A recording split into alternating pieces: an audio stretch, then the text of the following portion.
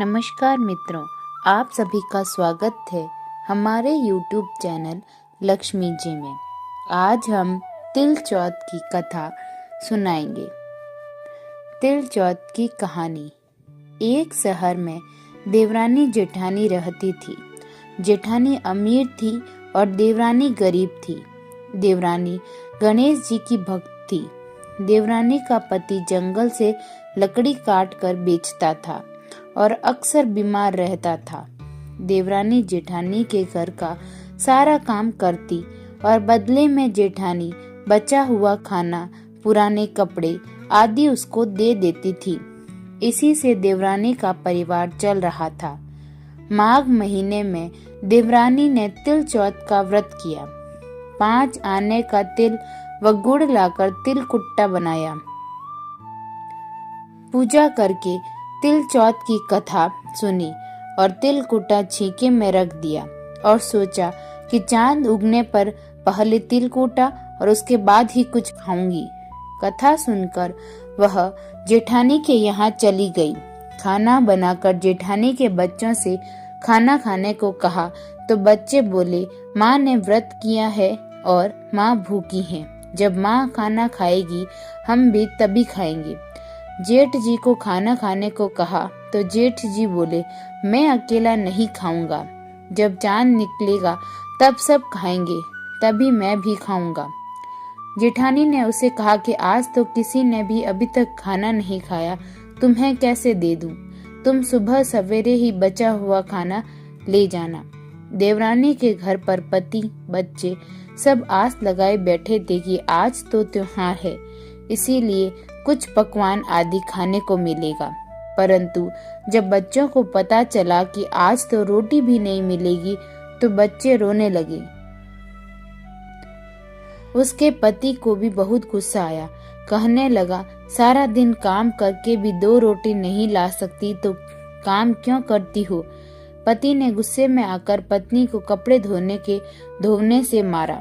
धोना हाथ से छूट गया तो पाटे से मारा।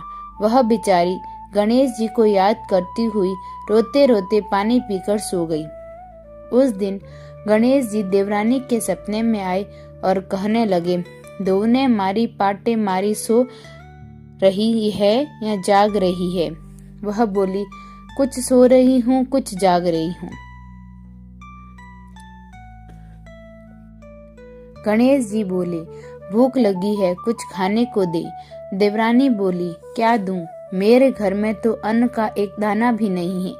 जेठानी बचा कुचा खाना देती थी, आज वह भी नहीं मिला। पूजा का बचा हुआ तिल कूटा छीके में पड़ा है, वही खा लो। तिल कूटा खाने के बाद गणेश जी बोले, धोने मारी पाटे मारी, निमटाई लगी है, कहाँ निमटे? वह बोली, यह पड़ा घर, जहाँ इच्छा हो वहाँ निमट लो। फिर गणेश जी बच्चे की तरह बोले, अब कहाँ पहुँचूं? नींद में मगन अब देवरानी को बहुत गुस्सा आया कि कब से तंग किए जा रहे हैं, सो बोली, मेरे सिर पर पहुँचो और कहाँ पहुँचोगे? सुबह जब देवरानी उठी तो यह सब देखकर हैरान रह गई कि पूरा घर हीरे मोती से जगमगा रहा है। सिर पर जहाँ विनायक जी पहुँचनी कर गए थे वहाँ हीरे के टीके व बिंदी जगमगा रहे थे। उस दिन देवरानी जेठानी के यहाँ काम करने नहीं गई। बड़ी देर तक राह देखने के बाद जेठानी ने बच्चों को देवरानी को बुलाने भेजा। जेठानी ने सोचा, कल खाना नहीं दिया, इसीलिए शायद देवरानी बुरा मान गई है। बच्चे बुलाने गए और बोले, चाची चलो, माँ ने बुलाया है, सारा काम पड़ा है। देवरानी ने जवाब दिया, अब उसकी जरूरत नहीं है, घर में सब भरपूर हैं, गणेश जी के आशीष से।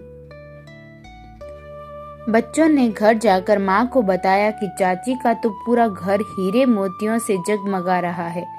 जेठानी दौड़ती हुई देवरानी के पास आई और पूछा कि यह सब हुआ कैसे।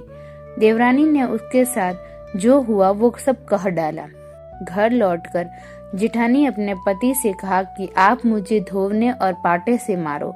उसका पति बोला कि भली मानस, मैंने कभी तुम पर हाथ भी नहीं उठाया, मैं तुम्हें धोने और पाटे से कैसे मार सकता हूँ?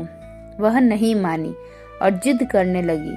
मजबूरन पति को उसे मारना पड़ा। उसने ढेर सारा घी डालकर चूरमा बनाया और छीके में रख कर सो गई। रात को चौथ विनायक जी सपने में आए, कहने लगे, भूख लगी है, क्या खाऊं? जेठानी ने कहा, हे गणेश जी महाराज, मेरी देवरानी के यहाँ तो आपने सूखा तिलकुटा खाया, मैंने तो झरते घी का चूरमा बनाकर आपके लिए छीके में रखा है, फल और मेवे भी रखे हैं, जो चाहे खा लीजिए। बाल स्वरूप गणेश जी बोले, अब निपटे कहाँ? जेठानी बोली, उसके यहाँ तो टूटी फूटी झोपड़ी थी, मेरे यहाँ तो कंचन के महल है, जहाँ चाहो निपटो। फिर गणेश जी ने पूछा, अब पहुँचू कहाँ? जेठानी बोली, मेरे ललाट पर बड़ी सी बिंदी लगाकर पहुँच लो। धन की भूखी जेठानी सुबह बहुत जल्दी उठ गई। सोचा घर हीरे जवाहरात से भर चुका होगा, पर देखा तो पूरे घर में गंदगी फैली हुई थी, तेज बदबू आ रही थी। उसके सिर पर भी गणेश जी गंदगी लगी हुई थी।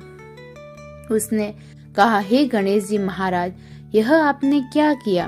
मुझसे रूठे और देवरानी पर टूटे। जेठानी ने घर और की सफाई करने की बहुत ही कोशिश करी, परंतु गंदगी और ज्यादा फैलती गई। जेठानी के पति को मालूम चला तो वह भी बहुत गुस्सा हुआ और बोला, तेरे पास इतना सब कुछ था, फिर भी तेरा मन नहीं भरा। परेशान होकर चौथ के गणेश जी से मदद की विनती करने लगी। गणेश जी ने कहा, देवरानी से जलन के कारण तूने जो किया था, यह उसी का फल है। अब तू अपने धन में से आधा उसे दे देगी, तभी यह सब साफ होगा। उसने आधा धन बांट दिया, किंतु मोहरों की एक हांडी चूल्हे के नीचे गाड़ रखी थी। उसने सोचा किसी को पता नहीं चलेगा, और उसने उस धन को नहीं बांटा। उसने कहा, हे श्री गणेश जी, अब तो यह अपना यह बिखराव समेटो। वे बोले, पहले चूल्हे के नीचे गाड़ी हुई मोहरों की हांडी सहित ताक में रखी 2 सुई के भी 2 हिस्से कर। इस प्रकार गजानन के बाल स्वरूप में आकर सुई जैसी छोटी चीज का भी बंटवारा किया और अपनी माया समेटी। हे गणेश जी महाराज, जैसी आपने देवरानी पर कृपा की, वैसी सब पर करना। कहानी कहने वाले, सुनने वाले व हुकारा भरने वाले सब पर कृपा करना, किंतु जेठानी को जैसी सजा दी, वैसी किसी को मत देना। बोलो गणेश जी महाराज की जय, चौथ माता की जय। आप हमारे चैनल पर नए हैं तो चैनल को सब्सक्राइब करना ना भूलें। धन्यवाद।